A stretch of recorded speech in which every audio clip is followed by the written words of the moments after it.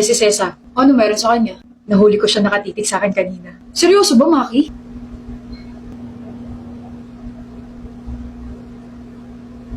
Kinilig ako syempre kasi siya yung ultimate crush ko. Yung ultimate crush ko si Cesa, pre. Alam mo, feeling ko crush ka rin. Seryoso? Magsisinungaling ba ako? Kasi one time, habang nagre-recite ka, nakatingin siya. Tapos, nakangiti siya sa'yo.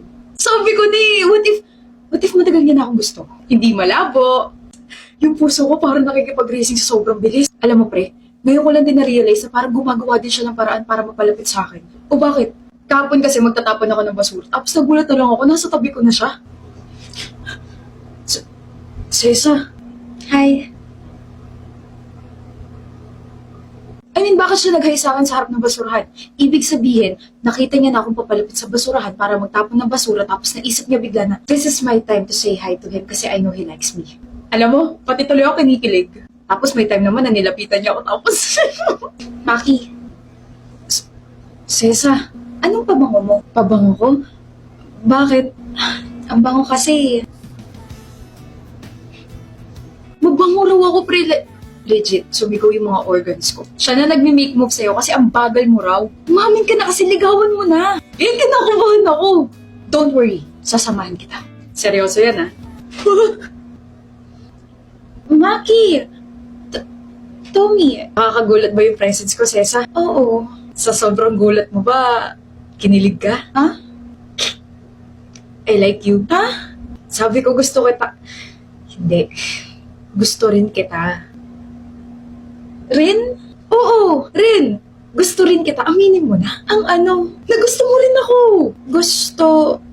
Gusto kita? Oo. Kailan ba? Nung tinitigan mo ako kahapon, Tinitignan kita. pre, naalala niya na. Hindi ikaw yung tinitignan ko. Si Tommy.